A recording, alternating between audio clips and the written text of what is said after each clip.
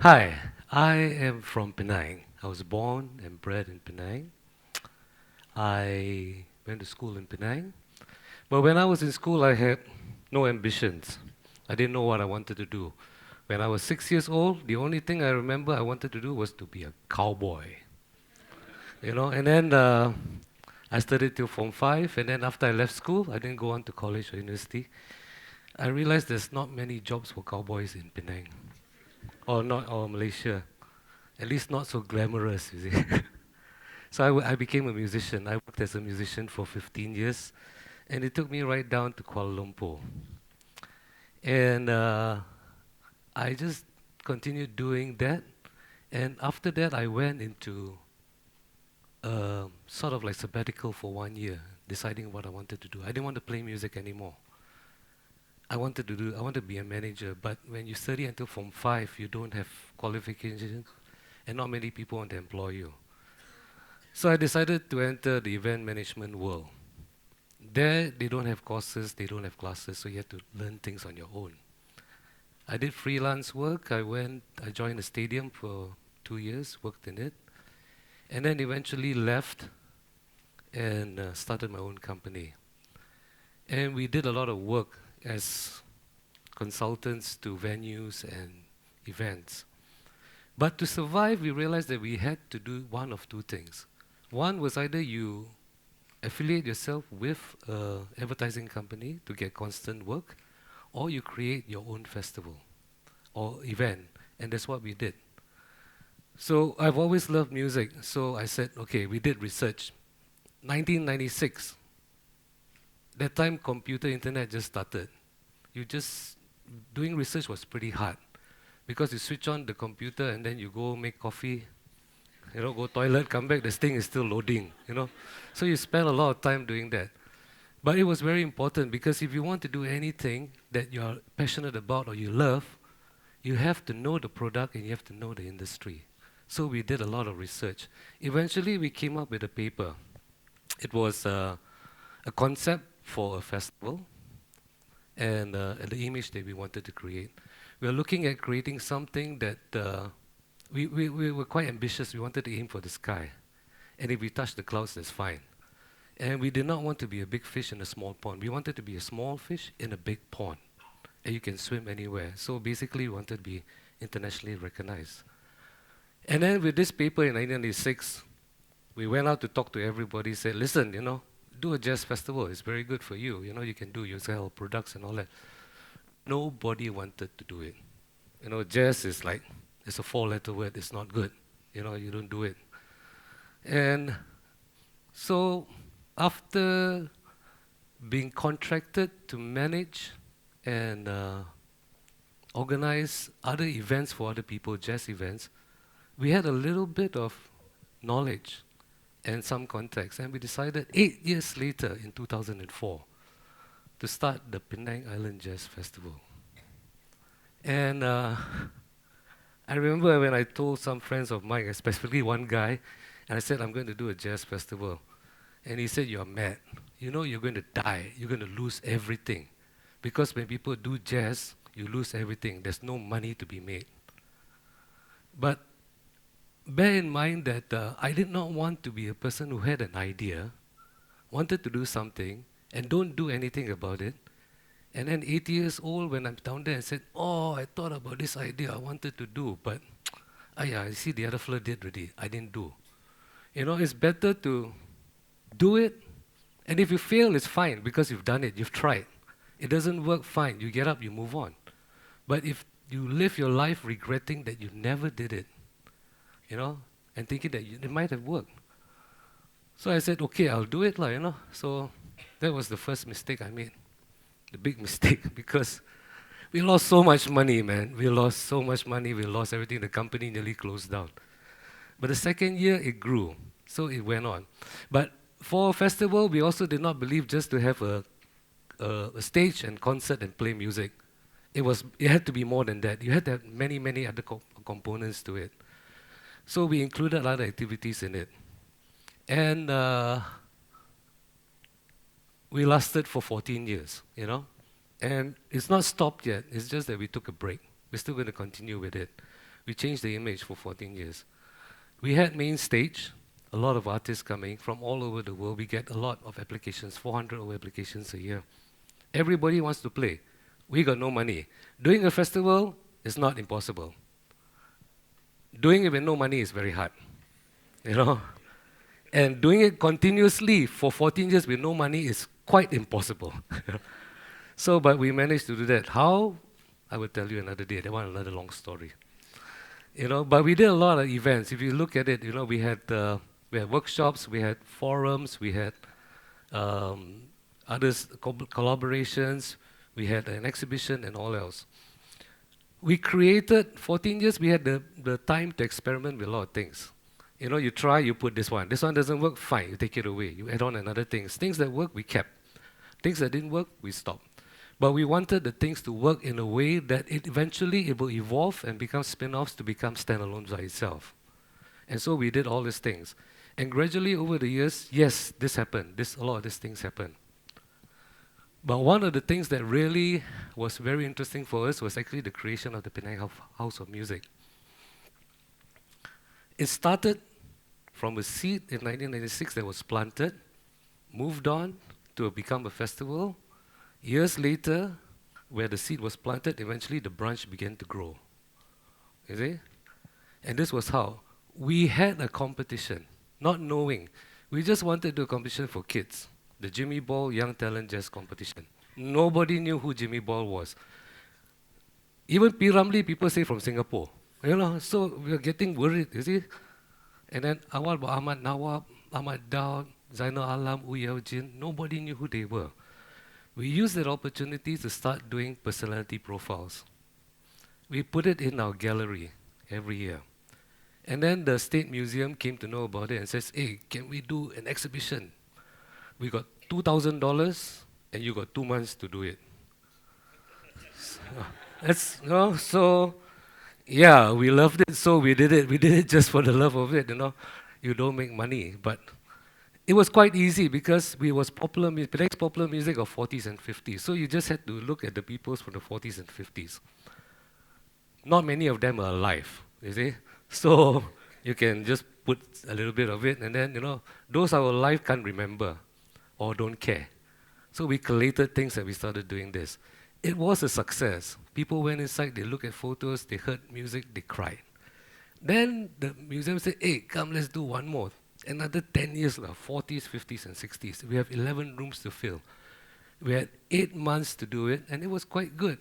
And you research, and then the more we researched, we found out amazing stories from all these old people, and they all had a smile when they talk about times in Penang, Malaysia in the 50s and 60s. It was really, really good. We launched it in 2013. The governor came, he walked in and he looked, and he said, all this have to be in the book. I never planned to be an author or a writer. I just wanted to be a cowboy, man. Suddenly, I'm writing a book. So I co-wrote the book with somebody else, and everybody we spoke to spoke about it. They did music and everything just for the love of it. We spent many, many hours in the National Archive until they know my name. Hello, Mr. Paul, you know. And it was quite interesting, putting everything together. In 2015, when we launched it, in 2 months, it sold out. And then we went to the second print, and it sold out again, and now it's gone to third print. So that journey does not stop there. So after that, we were approached by somebody who came up to us and said, you have all this information. You collected thousands of photographs, newspaper clippings, hundreds of songs. What are you going to do with it? I'm not very young, you see. I like to think so, but I'm not. So for me, it was so difficult to get all this information. What more if a young person wanted to find? That's virtually impossible. We wanted to create a resource center that was available to the public. Anybody could go in, find out things about it. Because it was not only about the music, it was about the design, it was about the way people dress, the way people think. In the 50s and 60s, the difference was so much. In the 50s, you were told what to play. In the 60s, it changed tremendously. It changed not only the scene, of music, but it also changed the way people dress, the way people talk, the way people move, everything. You know, hairstyle, suddenly Elvis, you know. So music was a very strong point. And so they said, okay, fine, you know, you want to do resource center. We give you a 6,800 square feet place. It's a huge place. So, okay lah, you know, we all got nothing else better to do, say, let's get into trouble lah. So we said yes to it, you know, and a grant to run it. But we had to think how we're going to do it. So like today, everybody does this. When you don't know what to do, Google. And you Google, then you check, and he said, oh man, now we got problems. Nothing of what we wanted to do existed in Malaysia or even surrounding areas. Yes, you have museums or different things, but nothing like what we wanted to do. But luckily enough, Penang has such a great story. So we put it together from the 1700s, 1800s, how people came, they brought the traditions, the cultures and everything, and they move on, and eventually you took this journey right until 1960. We stopped there. And it was also the celebration. We wanted to do three things for the musicians. One was we wanted to recognize and acknowledge the contribution of the old musicians. We wanted to create a platform for present musicians to hone their skills, market their skills, and to share with people. And the third one was to inspire the future generation. So this was the house of music that we created. And there were three components to it that we did. But three things that we wanted to add, basically, it was sights, sounds, and stories. So the first thing we did was create the gallery that you walk in and everything. But it's a combination of two things. One is old and new. Old is where the artifacts are, old records, old radios, old books, magazines. And new is that we incorporated virtual reality, augmented reality, listening domes to it. It's an experience to enjoy. The next one was the black box where people could perform. We encourage workshops, forums, performances, exhibitions, to anything, potehi, to monologues and everything. And the third thing was the heart of the place is the resource center, the heartbeat of it. We collate until today. We still collate. People come up and give us old photographs, old recordings, books, vinyls, tapes, everything. And we document everything and we digitize. It is very important. In one case, we had a guy who had old photos from the 50s and 60s. He had about 30 photos. And he passed it to us. We scanned it. We kept it. Then after that, you know, Penang, sometimes we have floods and all that kind of stuff. Last year, he lost all his photos. And he came running to us. And he was very happy because we had it. But if not, everything would be gone. Because old photos, sometimes you put in the photograph book, it sticks to the thing, you know, crank, crank, open, thing gets stuck. So it's very important to actually digitize. Because a lot of it is being lost. A lot of it has been thrown away, burned, never to be seen again. So you have to continue with that. This journey has been very, very interesting. Now, going back, we had 2 big mountains to climb, and we did it just for the love of it. And both times, we had no money. You know, we always try to aim big. And along the path that you take, there are many challenges. And what we did was face them, embrace them. Challenges make us strong. And there was also the thing about fear. You always fear that you will fall. But if you fall, what's the worst thing to do? You bruise yourself, you get up, you walk again. You know, if you lose everything, you fear of losing everything. If you got no money, look for relatives, stay with them. You know, sure, you know, that's very important, you know. Think of all the answers that you have. Never be afraid to do that, you know. You have to water the tree and it will grow. And we use music for this. The part of the record at the bottom is the roots. And if you look closely at the top, where the tree is, there are instruments. It's the tree of harmony and music. But you have to start somewhere. You have to plant it, nurture it, have an idea, but work hard at it. Do research, be passionate about what you do. And all these things we did was just for the love of it. The two ideas that we came up to and we did, if I wanted to look at money, or if we wanted to, we would not have done it. There's no money in these things, man. But you get to live a life that doing things that you love to do.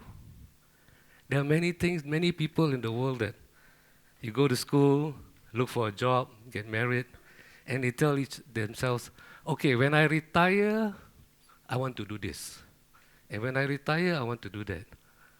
I have been fortunate enough that when I left school, I started retiring. I wanted to play music, I play music.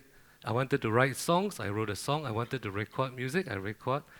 I wanted to appear on TV because my mother will be very happy. My daughter told me, don't dance. Next time, Daddy, when you go on TV, just sing, don't dance, can. You know? I did things that I wanted to do. You wanted to start a festival, we went against all odds. If you believe in it, you have passion, you have strength, you have hunger, and you work hard in it. But just don't go and start and do something. Research, know your product, know the industry, know what you're getting into. Take calculated risks. And if a small boy from Penang, a small island, who wanted to just be a cowboy, could do this, I'm sure that many of you can also do it. Thank you very much.